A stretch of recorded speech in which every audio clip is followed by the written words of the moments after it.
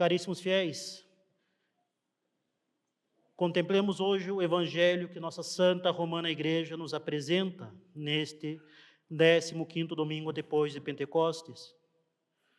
Nós vemos nosso Senhor aproximar-se dos portões da cidade de Naim, onde ele encontra um cortejo fúnebre, uma viúva que chora seu único filho. Notemos bem, meus caros, nosso Senhor não foi chamado. Ninguém lhe suplicou, ninguém lhe pediu um milagre. Foi ele quem, misericordia motus, movido pela misericórdia, tomou a iniciativa de consolar aquela pobre mulher. E ele não a repreendeu por suas lágrimas, não a censurou por sua dor. Apenas, com infinita ternura, disse-lhe: não chores. E então, tocando o féretro, devolveu-lhe o filho vivo. Como bem nos ensina Santo Ambrósio, a misericórdia não conhece tardança quando vê a necessidade. E eis aqui, meus caros, o coração de nosso Deus. Um coração que se compadece antes mesmo que lhe peçamos a devida compaixão.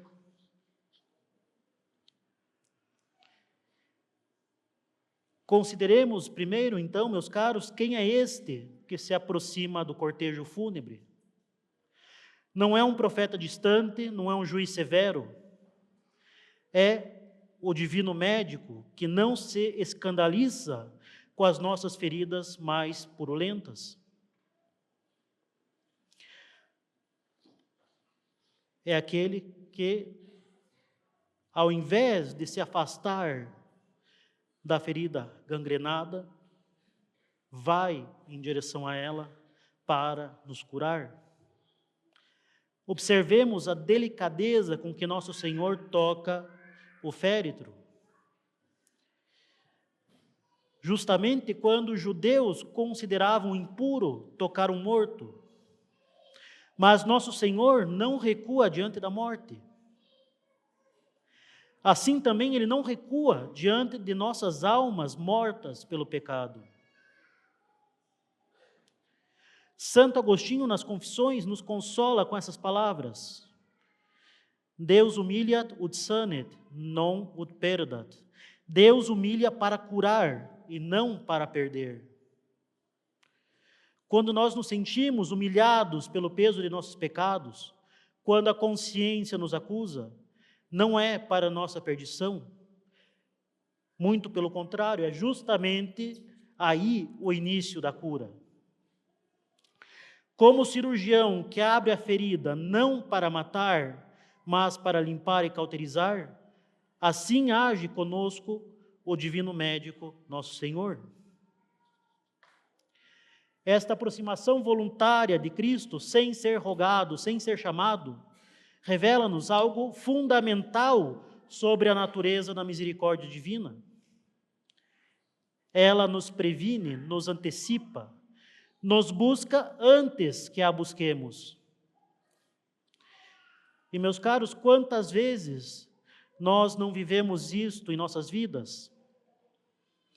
Aquela inspiração súbita para nos confessarmos, aquele remorso inesperado quando nos afasta do pecado, aquela consolação que chega quando nem sequer tínhamos forças para pedir perdão a Deus. Tudo isto é Cristo que se aproxima de nosso féretro espiritual, mesmo sem ser chamado. Mas há algo ainda mais profundo neste encontro diante da cidade de Naim. Nosso Senhor não age apenas como médico ou como profeta, Ele age como amigo. Ele mesmo nos disse: eu vos chamei amigos, não servos, não apenas súditos, mas amigos. Um santo cisterciense do século XII, que não é tão conhecido, Santo Euredo de Rievaulx escreveu um tratado sobre a amizade espiritual. E neste tratado, ele ousou escrever: Deus é amizade. E quem permanece na verdadeira amizade, permanece em Deus e Deus nele. De fato, meus caros, a caridade, o amor de Deus, é esta amizade que nos liga a Ele. Se São João disse Deus é amor, nós podemos dizer junto com Santo Euredo que Deus é amizade.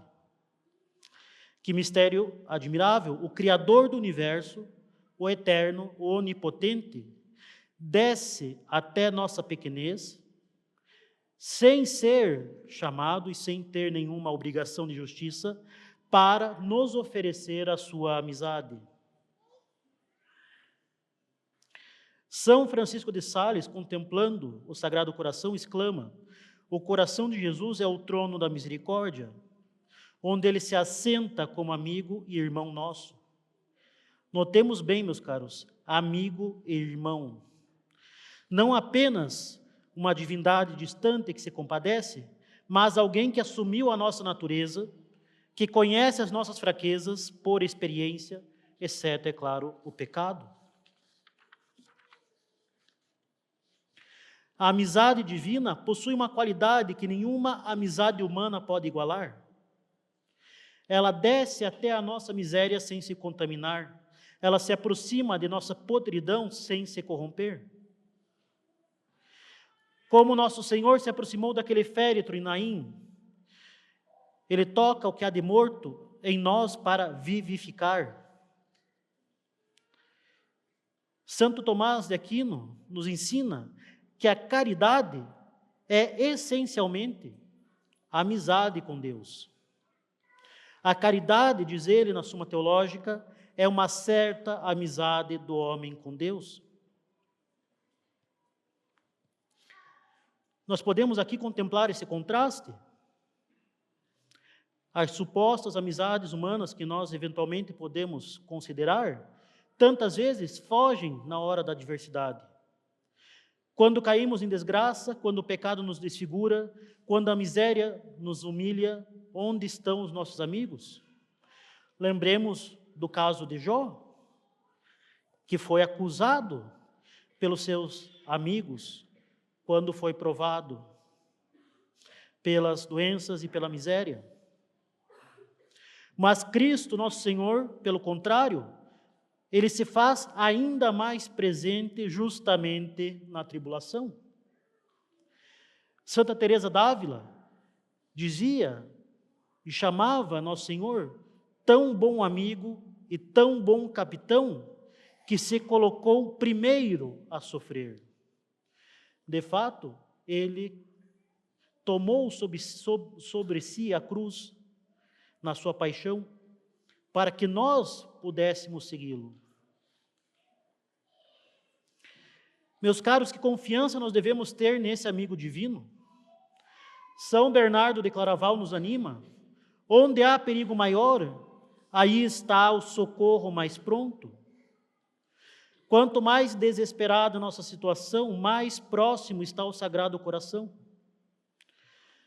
São Cláudio de La Colombière dizia: o Sagrado Coração é o símbolo e a imagem sensível do amor infinito de Jesus Cristo. Amor que nos move a amar-nos mutuamente. Mas, é claro, para receber essa misericórdia, meus caros, nós precisamos primeiro reconhecer a nossa miséria. A viúva de Naim não fingiu que tudo estava bem.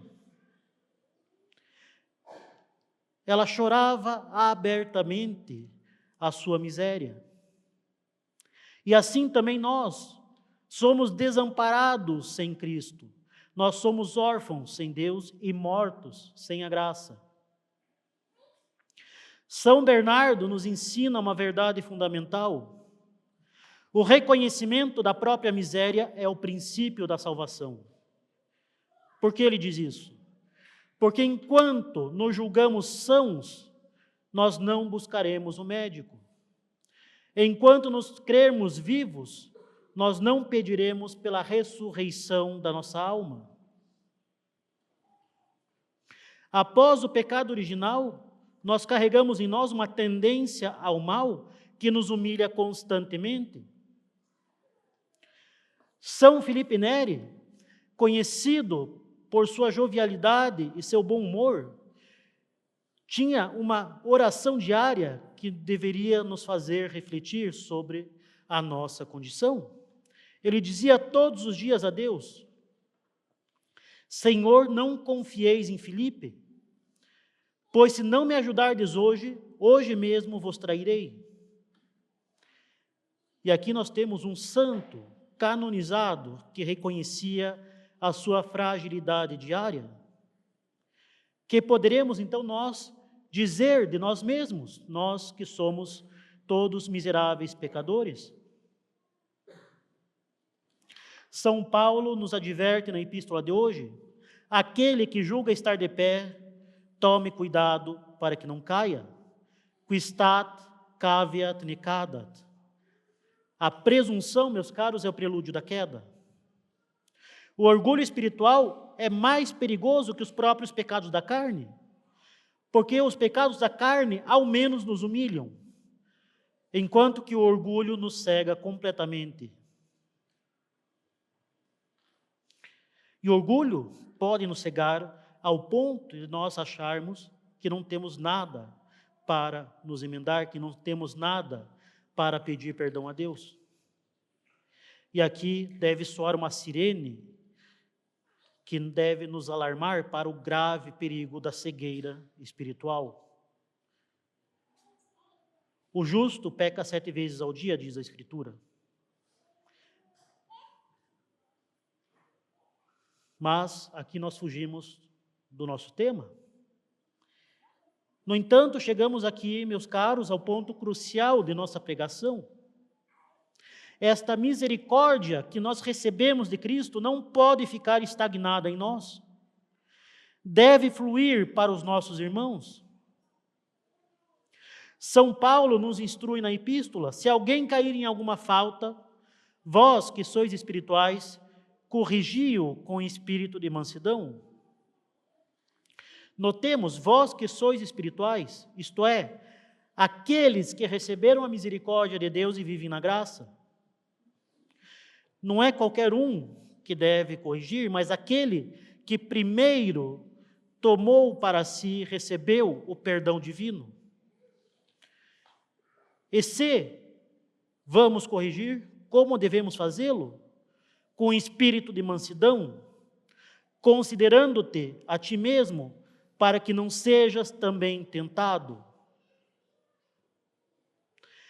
Santo Tomás de Aquino afirma categoricamente: a correção fraterna é ato de caridade maior que curar o corpo, pois o bem espiritual supera o bem corporal.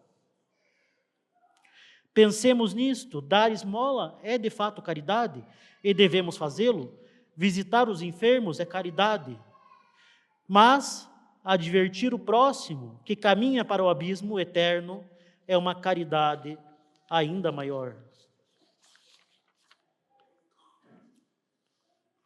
Mas como podemos distinguir a correção caritativa da crítica maliciosa? São Bento, em sua santa regra, nos dá a chave.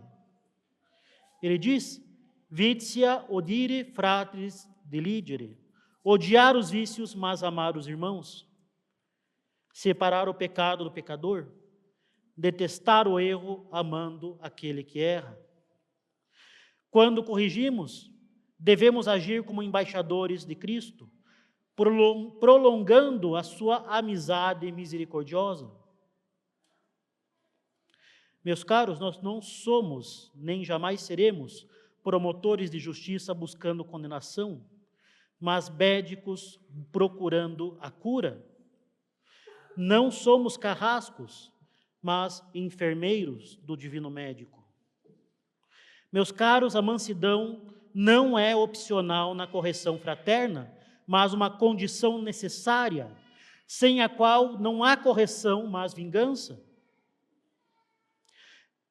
Nosso Senhor, Ele próprio nos deu o exemplo. Não quebra a cana rachada, não apaga a mecha que ainda fumega. Com que paciência Ele suportou a inconstância dos apóstolos? Com que delicadeza Ele tratou Santa Maria Madalena? E com que ternura Ele converteu São Dimas, o bom ladrão? São Gregório Magno, na sua regra pastoral, ele adverte com severidade: deve-se repreender de tal modo que o amor permaneça intacto no coração. E ele acrescenta: a correção sem caridade torna-se perseguição. Quantas almas podem se afastar da fé e da esperança e da caridade, não pelo próprio peso de seus pecados, mas pela dureza de supostas correções, que não foram outra coisa, senão uma odiosa agressão cheia de soberba.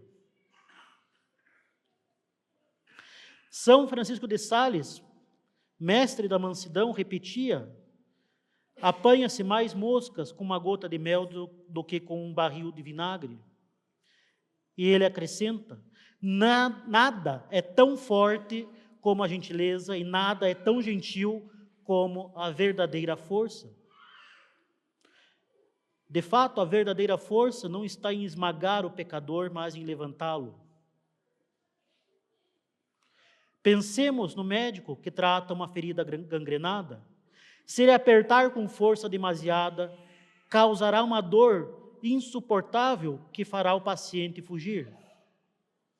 Se for negligente, a gangrena se espalhará, e assim deve ser a nossa correção. Firme, mas suave.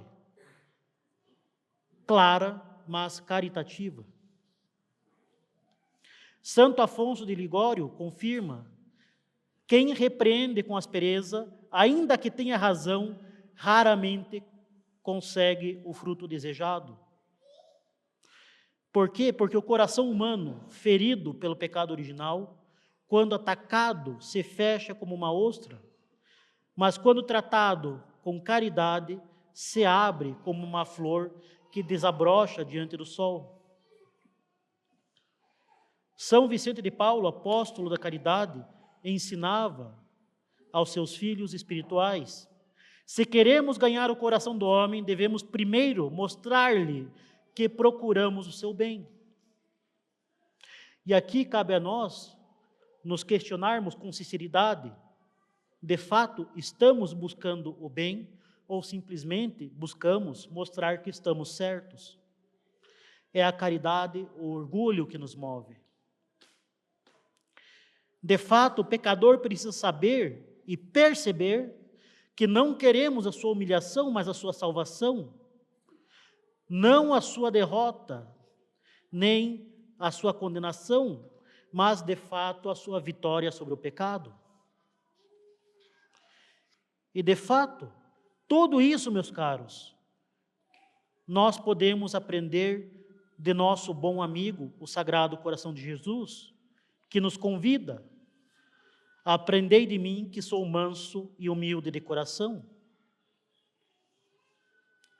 E contemplando o Sagrado Coração, desçamos agora ao exame prático da nossa consciência. Perguntemo-nos, em primeiro lugar, acaso temos cultivado a nossa amizade com nosso Senhor Jesus Cristo através da oração diária e da recepção frequente e fervorosa dos sacramentos?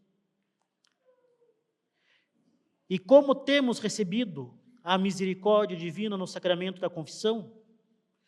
Acaso vamos ao tribunal da confissão com verdadeira contrição e com um espírito de gratidão, ou simplesmente como uma rotina? Acaso nós estamos, de fato, aproveitando a graça que nós recebemos, ou simplesmente nos contentamos em anestesiar a nossa consciência momentaneamente para poder comungar e depois viver a semana como se Deus e a eternidade não existisse? Em segundo lugar, acaso temos sido instrumentos desta misericórdia que nós recebemos sempre que solicitamos de Deus para com o próximo? Nós estamos estendendo a misericórdia que Deus nos dá para o nosso próximo? Quando vemos alguém em erro, acaso a nossa primeira reação é de julgamento ou de compaixão? Nós estamos corrigindo o nosso próximo por amor às almas ou por orgulho ferido? Por zelo de Deus ou por vanglória própria? Acaso queremos que Deus seja glorificado nessa correção ou simplesmente queremos estar certos? Lembremos-nos sempre de Santa Teresa d'Ávila: a humildade é andar na verdade. E a verdade sobre nós mesmos, meus caros, é que somos pecadores perdoados. E a verdade sobre o nosso próximo, sobre os nossos irmãos, é que eles são amados por Cristo tanto quanto nós.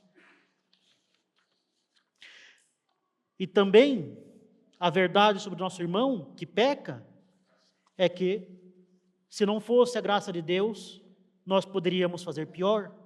Isso se já não fizemos pior. Acaso nós tratamos nossos irmãos como amigos de Cristo, com reverência e caridade, ou os estamos desprezando em nosso coração enquanto fingimos corrigi-los? Caríssimos fiéis, ao concluir nossa pregação, gravemos em nossos corações esta verdade. No juízo, nós seremos medidos com a mesma medida que nós usamos. São Pedro Crisólogo nos exorta: homem, dá ao homem para que recebas de Deus. Homo da homini ut accipias a Deo. Bem-aventurados os misericordiosos, porque alcançarão misericórdia. Não está escrito no Sermão da Montanha: bem-aventurados os justiceiros ou bem-aventurados os severos, mas bem-aventurados os misericordiosos. A imitação de Cristo nos ensina: suporta-te a ti mesmo e poderás suportar o próximo. Se não conseguimos suportar nossos próprios defeitos, como pretendemos corrigir os alheios? São Bernardo nos deixa esta consolação: quanto maior a miséria, tanto maior a misericórdia. Lembremos, meus caros, nossa miséria não afasta a misericórdia divina, muito pelo contrário, a atrai. Mas esta misericórdia recebida deve tornar-se misericórdia partilhada. A amizade com Cristo nos capacita e até mais nos obriga a ser verdadeiros amigos de nossos irmãos. Se a nossa miséria atrai a misericórdia de Deus, a miséria do nosso próximo deve atrair a nossa. Senão, nós não estaremos sendo imagens de nosso Senhor, mas imagens do acusador, demônio. É ele que aponta os nossos pecados para o nosso desespero. Quando nós apontamos o pecado do próximo por soberba, nós estamos sendo não outros cristos, mas sim outros anticristos.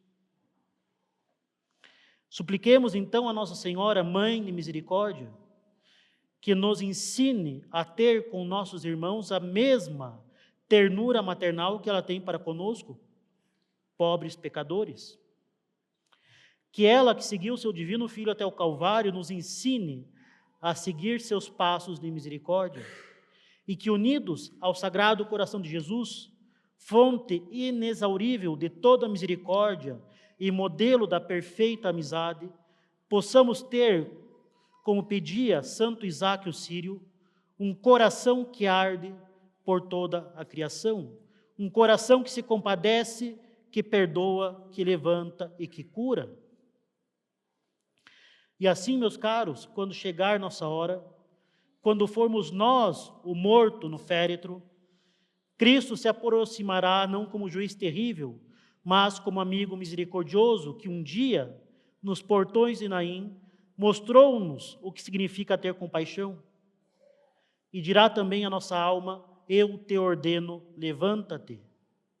E nós ressuscitaremos para a vida eterna, onde não haverá mais lágrimas nem pranto, mas apenas a felicidade eterna da amizade divina, para sempre confirmada na visão beatífica. Louvado seja o nosso Senhor Jesus Cristo. Em nome do Pai, do Filho e do Espírito Santo. Amém.